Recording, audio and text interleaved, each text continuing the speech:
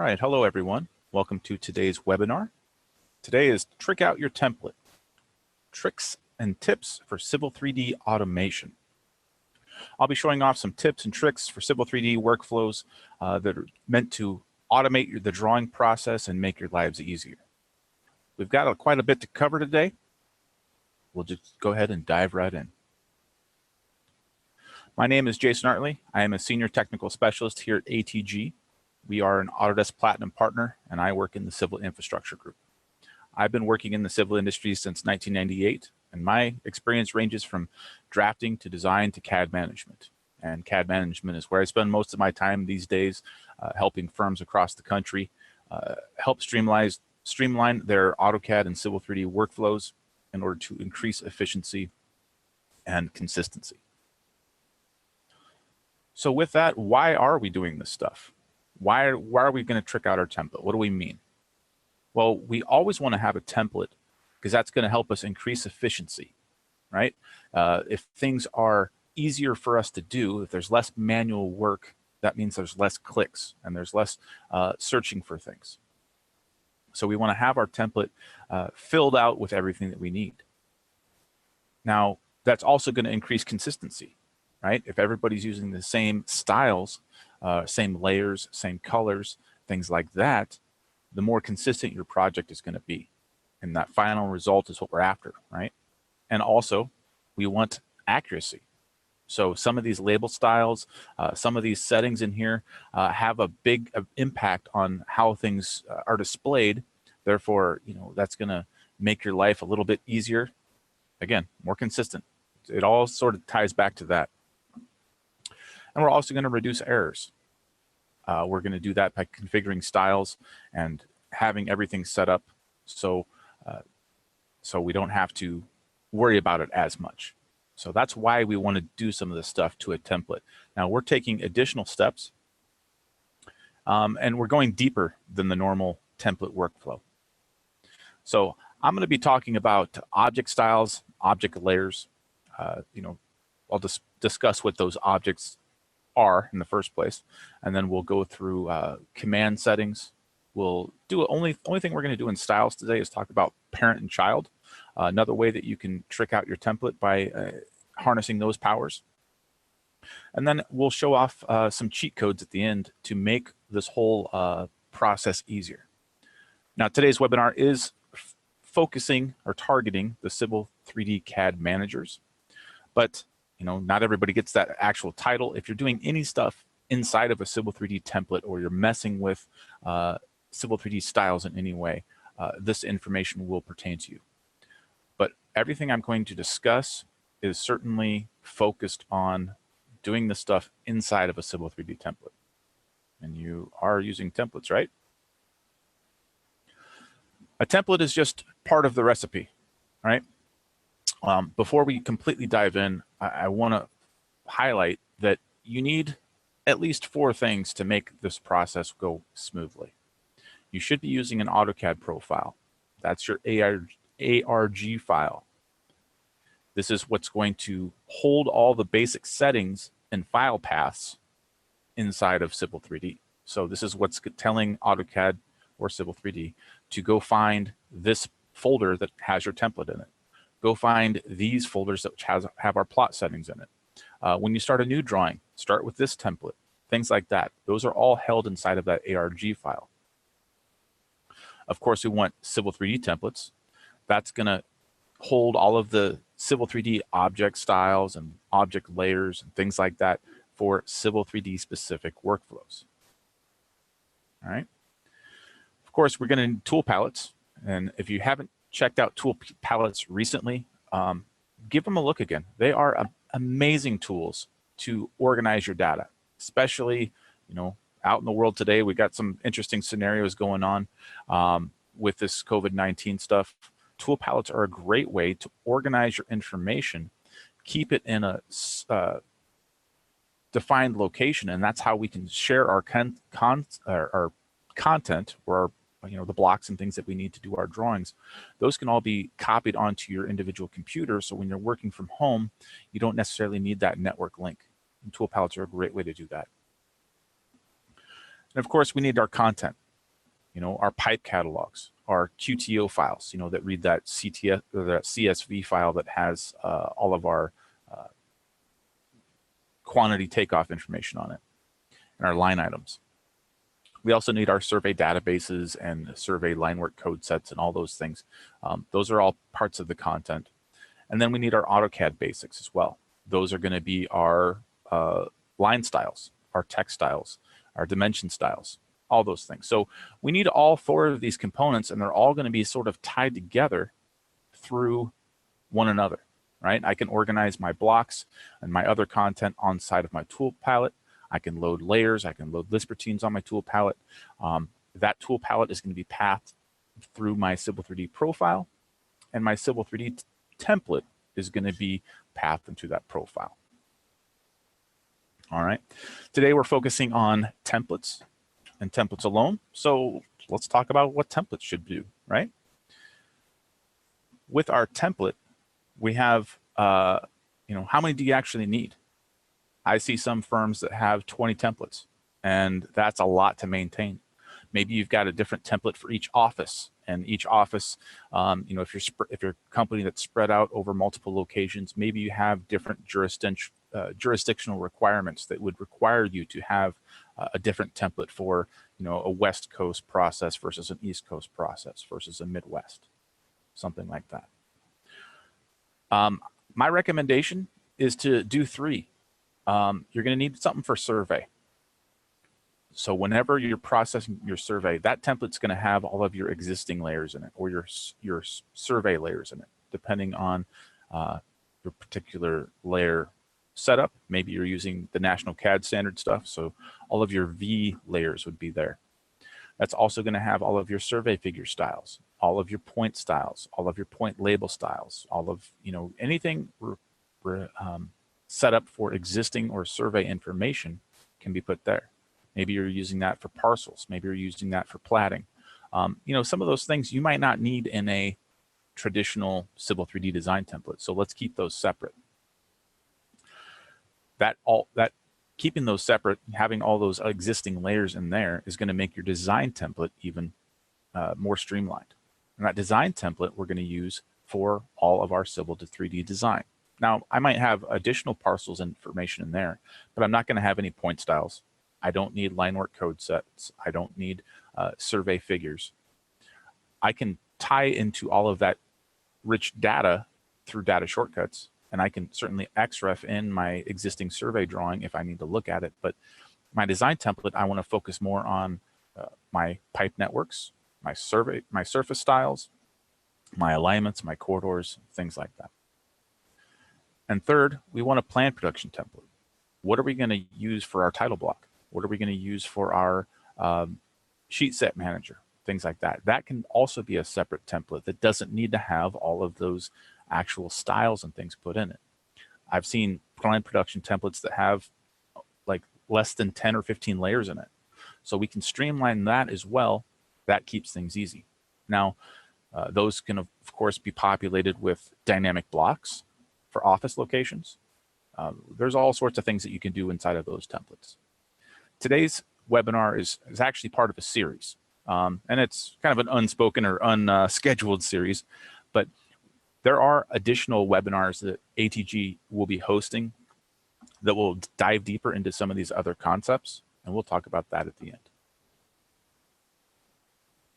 So with that, let's dive into the templates. Now, be warned, there are a lot of settings in here, and the more styles that you have, the more settings you're going to have.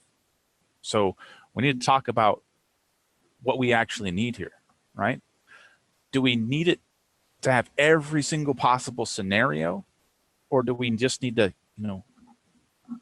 keep it bare bones? And that sort of depends on your particular company, right? Some firms like to see every possible scenario, and that's another benefit of separating your templates. Maybe I only want to have my existing stuff in that survey template, or maybe I only want my proposed stuff in my civil template. So by keeping them separate, it's going to keep your files more streamlined. And of course, since you're using a template, this is what every new project should be starting from. The less stuff you have in it, the less layers you're going to have, the less blocks you're going to have, the more manageable the file will be to use. So it's going to keep it faster to actually work in. And it's also going to reduce your file size. So again, these are all sort of AutoCAD basics that are going to benefit from this process. All right. So when we're setting up a Civil 3D template, and there is a sort of an order to these things, and I'm not going to discuss these in the proper order. Today we're kind of doing a deeper dive, but I did want to mention these. This is assuming that your layers are done, right? We always want to have our layers configured first. And I'll mention a little trick with those as we go, but I'm not going to dive too deep into that. Today's webinar is assuming that your layers are already set up. Now, once those layers are set up, we can then set the object layers. What do we want those Civil 3D objects, where do we want them to be housed? And maybe we don't want as many layers as we want or as we need or have already configured. We can use those prefixes and suffixes to create layers if that actual thing or object exists in the drawing. So I'll just discuss that a little bit when we dive into the software. Once those object layers and drawing layers are configured, we can then set up our styles, right? Our styles are going to be pointing to those layers, so we want to make sure we don't have to dive back and forth, and we can just do them in order. Once the styles are configured, we can then set our command settings. So I'll dive deeper into that. That's what today's webinar is basically focused on, the last two. We're going to, after everything's configured, we're going to set up our command settings, and then we're going to set up our ambient settings. These are two areas of Civil 3D that a lot of people don't dive into. These can save users a lot of clicks and a lot of time searching for things by automating some of these processes. All right, so with that, let's dive right into the software. Today, I'm going to be using Civil 3D 2020.3. So this is the latest and greatest version of Civil 3D. Most of the concepts that I'm going to discuss today are applicable to earlier versions as well, but I like using the latest stuff here. So I've created this demo template.dwt file. And this is by no means fully customized or ready for production use, but it has styles, layers, and things in it that we can use for demonstration purposes. All right. So with this, of course, when I'm talking about a template, I'm talking about something that we're going to use for Civil 3D, this should be a DWT file. So hopefully you can see that this is, in fact, a DWT file. We never, I shouldn't say never. We can use a DWG file, a typical drawing file for a template, but that's not the best practice, right? Because Civil 3D will give us an option for a DWT, which is a template file. Let's use that DWT file. Never ever do we want to be doing a save as of an old project, right? That's what we're trying to avoid here. If we have a template that has everything we need in it, then our drawings are going to be better. So with that, we're going to be talking about the settings. Now, this is on the settings tab of the tool space. This is where we're going to control all of the various objects, layers, and styles, and things like that are all controlled in the settings tab of the tool space. So we'll walk through this real quick, but what we see here is a list: points, surfaces, parcels, grading, alignment, profile view, etc. These are all those civil objects. These are those AEC objects that we're talking about. We're not going to have settings for these in traditional AutoCAD, right? So when we talk about civil objects, that's what these are. A pipe is a civil object. A catchment is a civil object. A profile is a civil object, etc. So with each one of these objects, they have their own styles. So if I, for example, go to surface, take a look at my surface styles, I have a number of styles in here that list that can all be applied to that particular surface. Now, these are sort of the Civil 3D default styles that I have in here. And we can see that I have those names or those names have been configured by Autodesk. Where did that window go? Hang on a second here. For some reason that jumped over there. All right. Oh, I'm looking for my Civil 3D. There we go. There it is. For some reason that wasn't popping up earlier. All right. So with each one of these styles, I have, these can all be configured, and we're not going to talk about doing a whole lot in here, but there should be a style for everything you might possibly need. So if I need to do my elevation banding, which is part of the Civil 3D surface analysis, I would want that to be configured here. I'm going to want a style for editing, so contours and triangles. I'm going to want a style for existing and proposed. Now, existing, again, I talked about having existing stuff in your survey template. Well, there are some cases, and surfaces are a perfect place for that, where I do want to show existing styles or background styles, as Civil 3D default calls it. That's because I'm going to be data shortcutting in my survey surface, right? Or my surface that was processed by survey. So I do want to show that in probably a lighter or a screen back color. So there's a reason for that. Again, styles aren't the focus here. What we want to focus on are our actual object styles and our object layers. So with each of these styles that we have, these styles are configured for objects. How's that for confusing? If we come up to the top, our drawing name or our template name, at the top of our settings tab in the tool space. If I right click on that, I can go to Edit Drawing Settings. This is where we want to focus most of our stuff. So I'll start here at the left.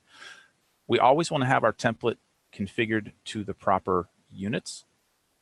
So if we by default use international foot with no datum, no projection, you can set that here. If you do have a scenario where, let's say, you always do your work in a certain portion of Iowa, configure this for the coordinate system for Iowa. You know, choose the one that you need, and this is where we can save time again by having this pre-populated.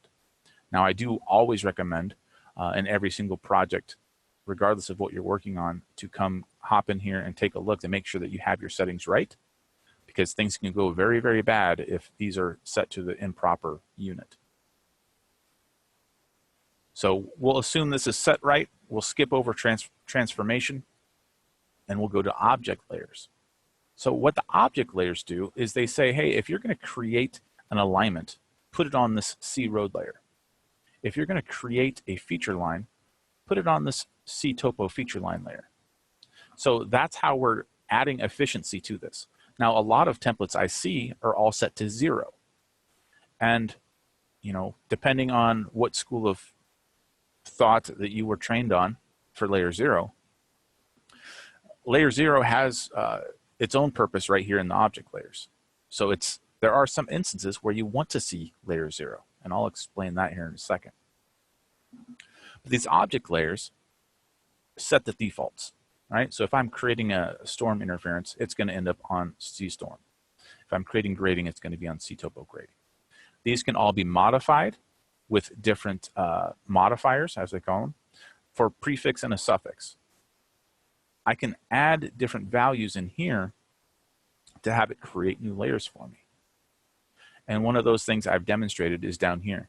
This is actually, you know, it comes from another webinar that we did a while back. I'll show you how to get to that at the end. But here I've created a suffix. I actually need to create a suffix for this one too.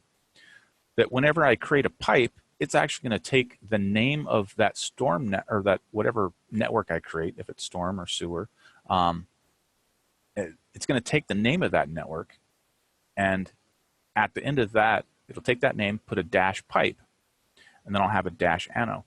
This keeps me from only needing 2 layers in here. I should have one for structure too, but lets me have 2 separate layers in my layer list. And whenever I create a new storm network, it's going to automatically make that for me. It's going to make a sewer network, depending on how I have my my network named. Now, of course, that does require a little bit more discipline. So depending on your own CAD standards and your own methods, you might want to talk about how you're going to name those things in order for this to work properly. This particular template is set up with the National CAD standard in mind. That's what determines what these abbreviations mean and what order they show up in. So if you're being a stickler about your layers, you'd probably want to make sure that your pipe networks were named in a National CAD standard, right? So maybe I'd have C SSWR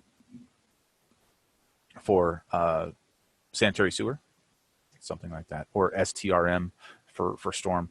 If I named my pipe network properly, then I would then see dash pipe, which would have all my pipes in it, and have a network name dash ANO. So that's another way that these object layers can be used by harnessing these different suffixes and prefixes.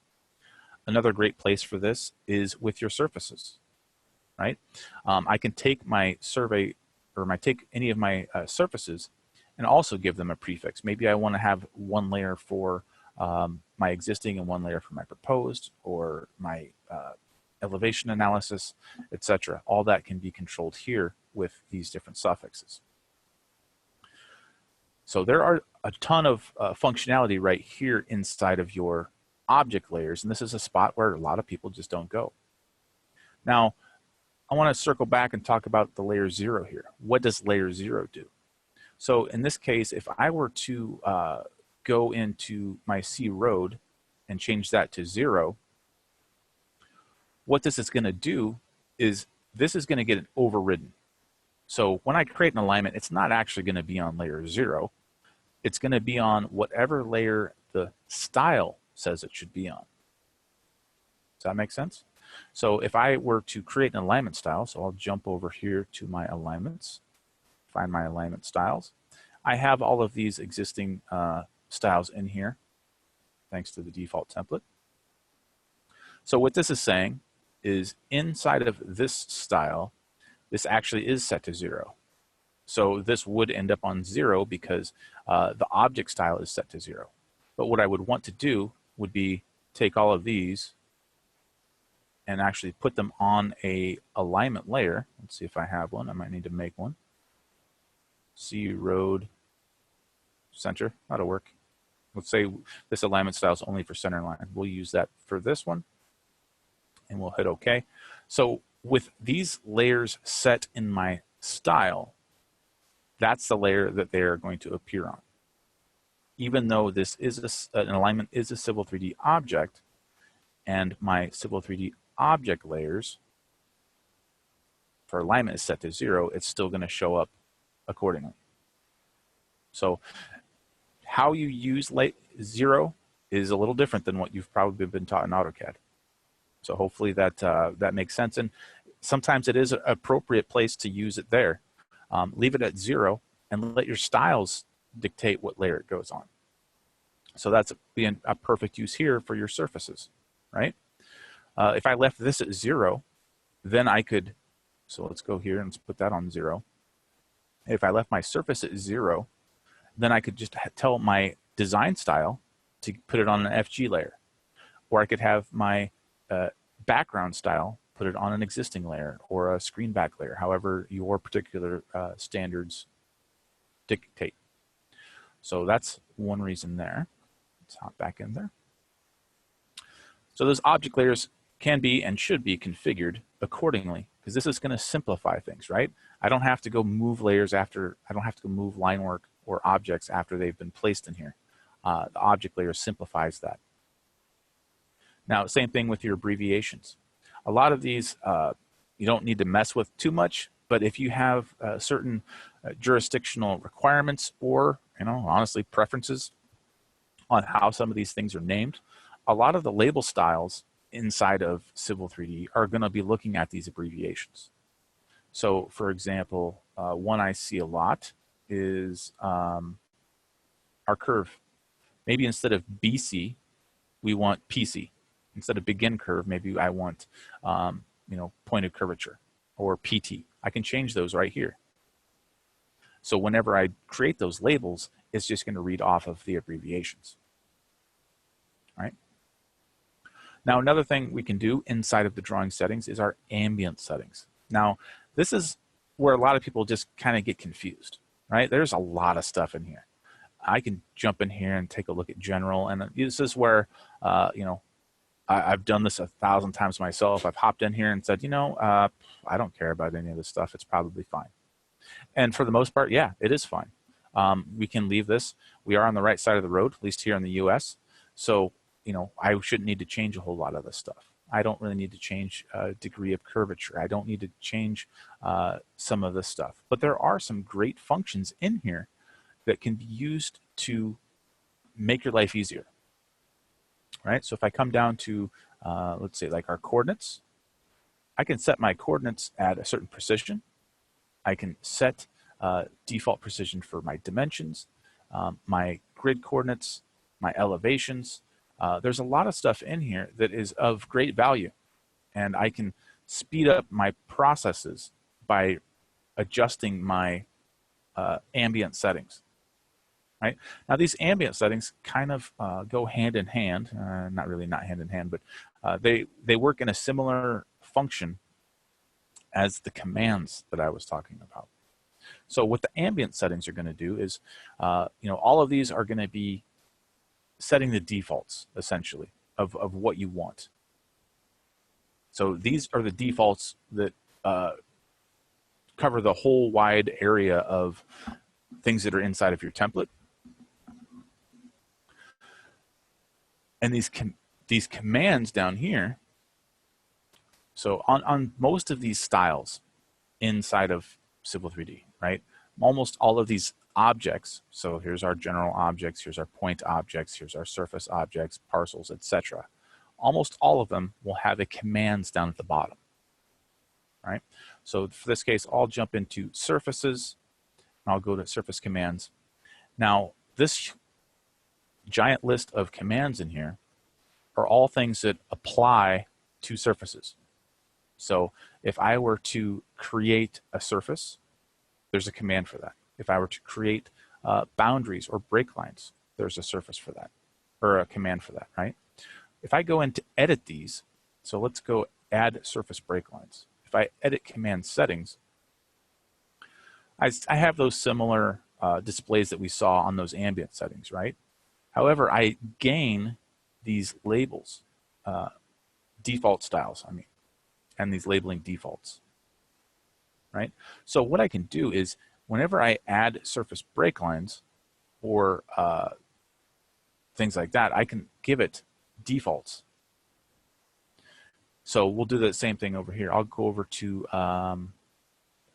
let's see, add contour labeling, edit those commands, default styles. I can set all these defaults. I know 9 times out of 10 I'm using 105 background. I can choose my labeling. I want these to always label this way. I never want to see that contour label line. We'll change that to false. And this can all be configured. So when I create these things, it's already set up, right? I can go through my alignments the same way. Whenever I create an alignment curve table or a line table, set my defaults here. That way, let's see, let me find a good one here. Even profile view. If I go to my profile view commands, create my profile view, let's default this to the one I like, right? I can set my profile view. I don't like this major grids. I like profile view. That's going to automatically jump me to the right spot whenever I'm creating a profile. So I don't need to necessarily configure everything manually. By using these command settings, I can configure my defaults, save me some clicks, save me some questions.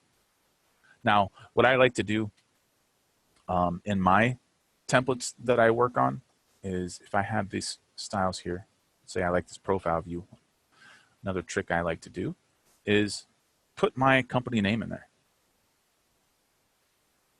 right? That means you know that that is your company preference. You know that that is what you're looking for. So if you were to create a profile view, and by default it shows up as Profile View ATG, chances are that's the one you're looking for. It saves you from clicking through the list. Does that make sense? So with this, we can configure all of these styles to do what we want, and by making them default, we're saving clicks. All right. Now, this whole settings tab has so much into it.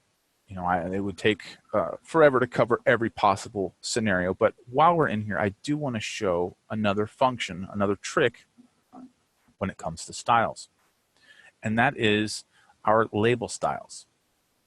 There is something, and this kind of goes back into the AutoCAD days, of parent and child, and I don't see this used as often as I would suspect. It is incredibly powerful.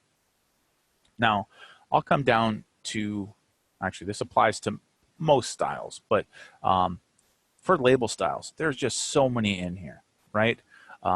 There's just a ton, and if I had like a font change or a drawing height change or you know, text height change rather, if I had something like that, I would need to go through each and every single one of these to change its properties to match, right? On any given drawing, I probably have a number of label styles in use. Well, this is where we can harness in those parent and child styles, right? Actually, let's see. I'm going to go ahead and throw a reference on here to a surface, so I have a surface on here.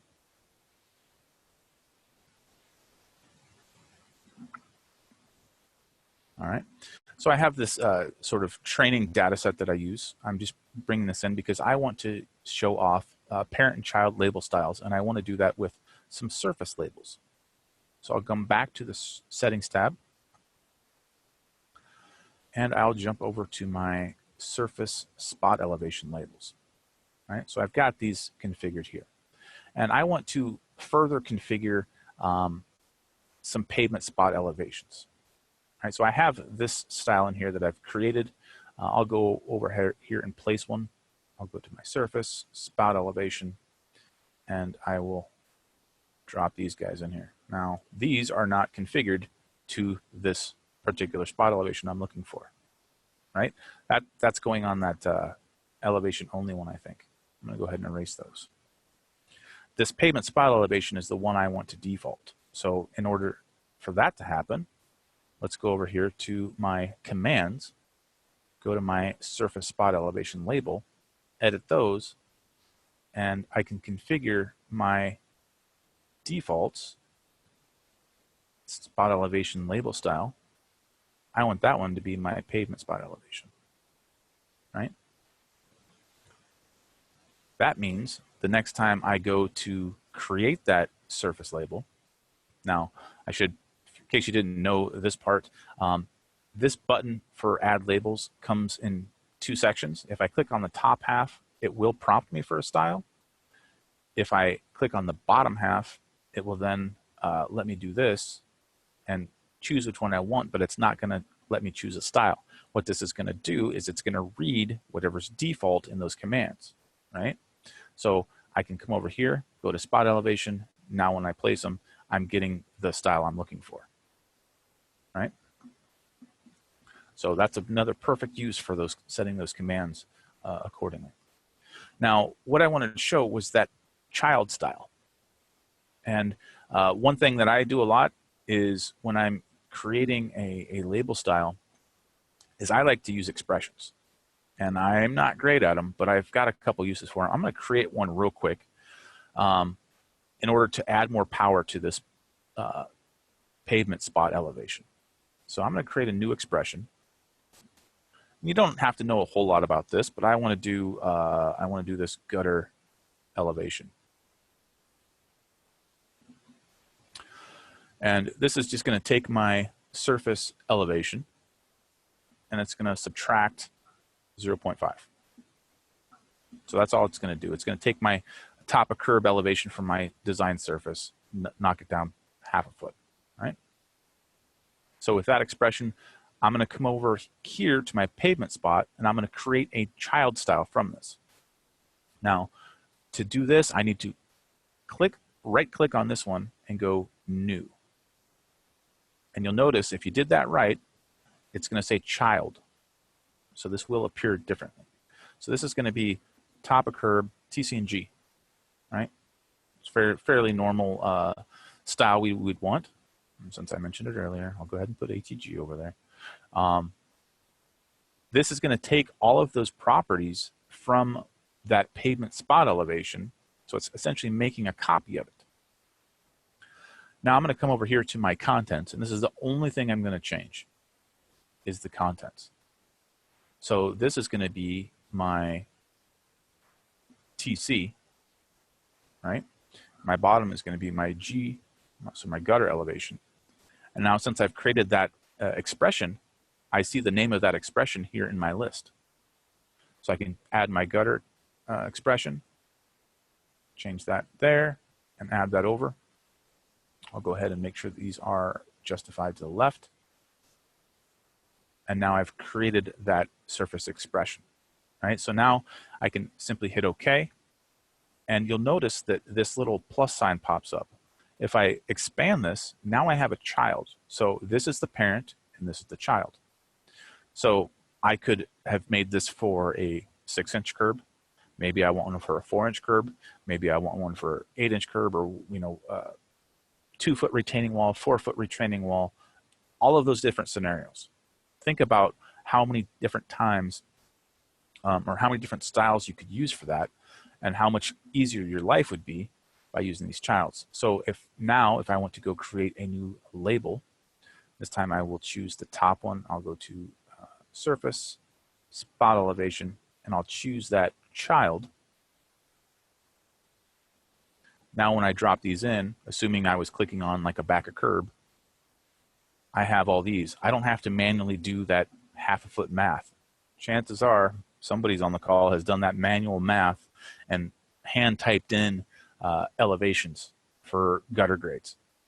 If we're using Civil 3D properly, so we're using those dynamic surfaces, and we're using corridors, and we're using feature lines, if that finished surface updates, our labels are going to update, and then we no longer need to do that automatic math.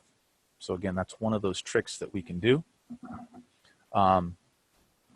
to trick out our template, all right, using those child styles. All right. Let's get my, well, that's not what I wanted quite yet.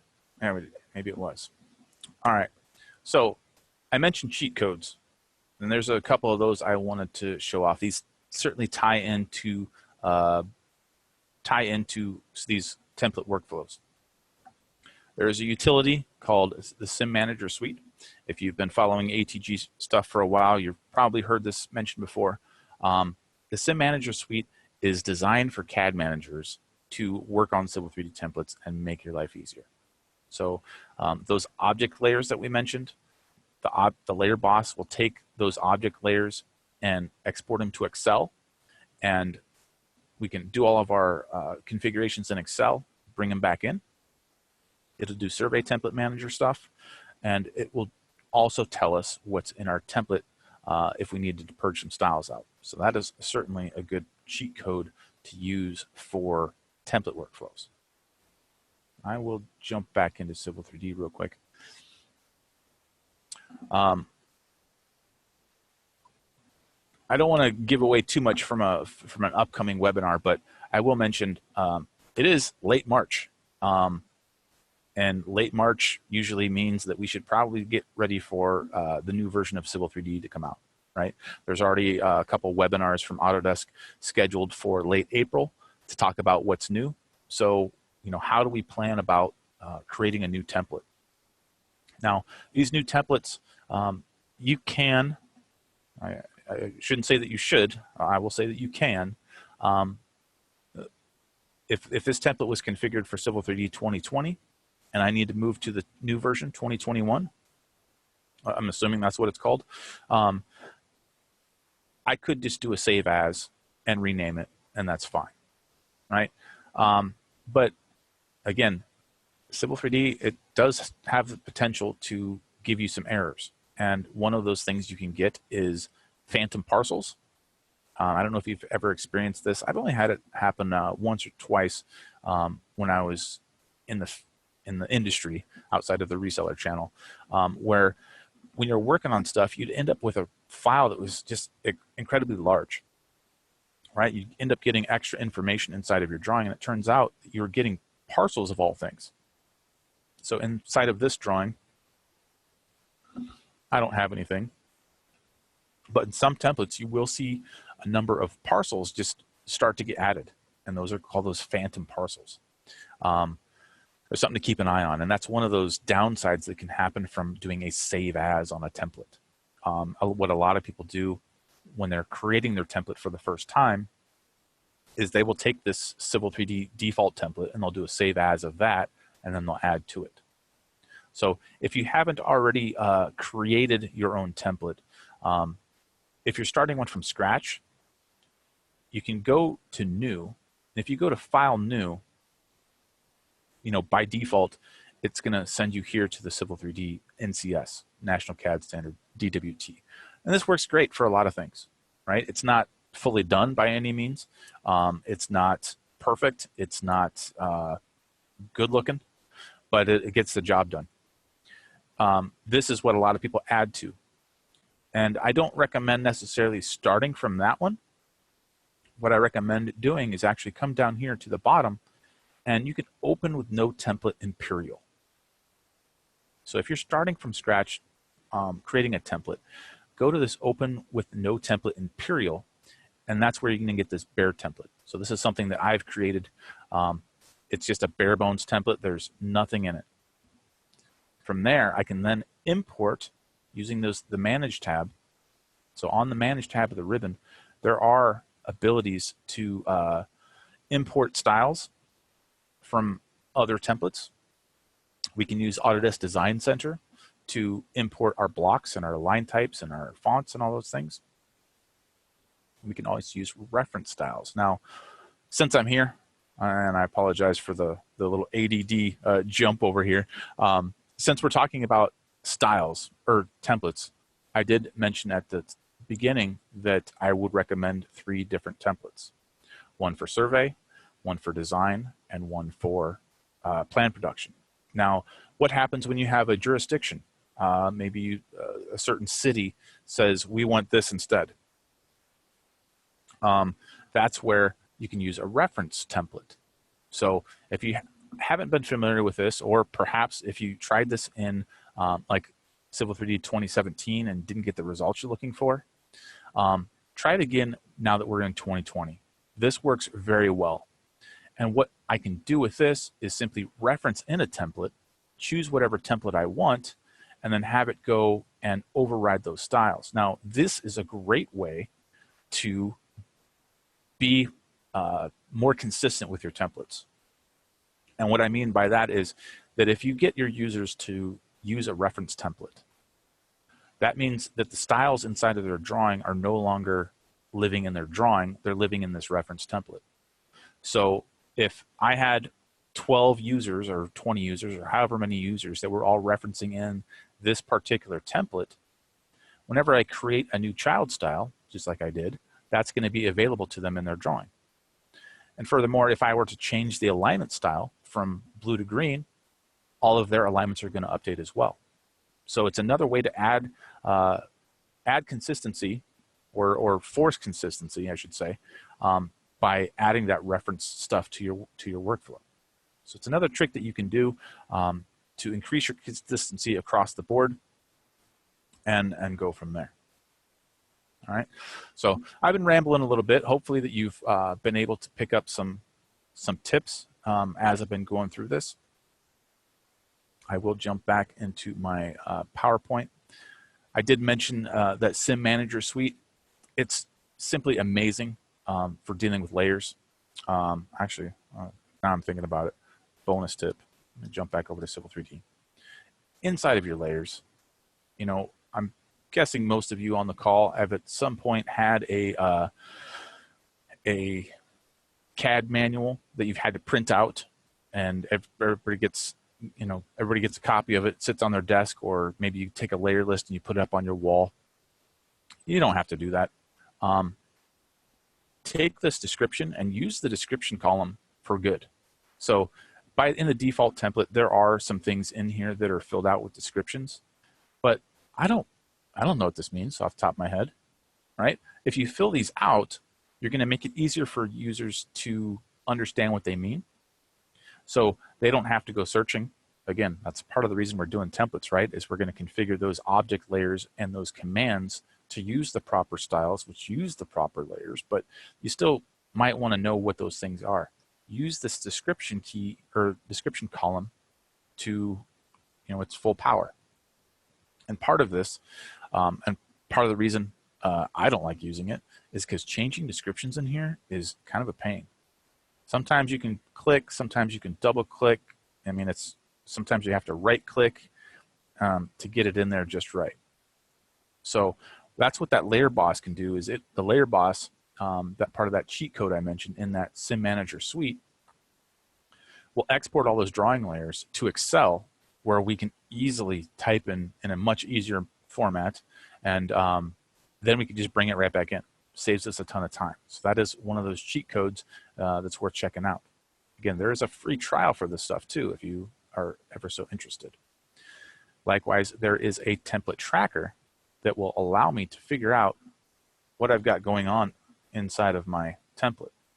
If I have a text style like SHR, what the heck's that going to? I can go figure out what it's tied to. If it's a block, if it's an object, if it's a style, dimension style, I can swap that out for something else and then just get rid of it.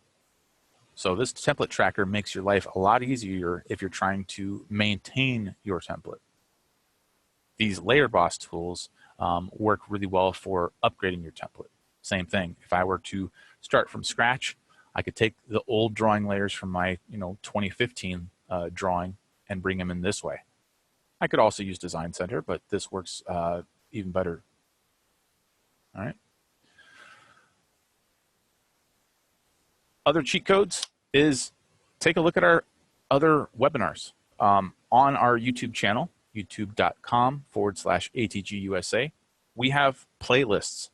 You can click on playlists over here, and there is one for Civil 3D. There's some for Revit, some for AutoCAD, etc.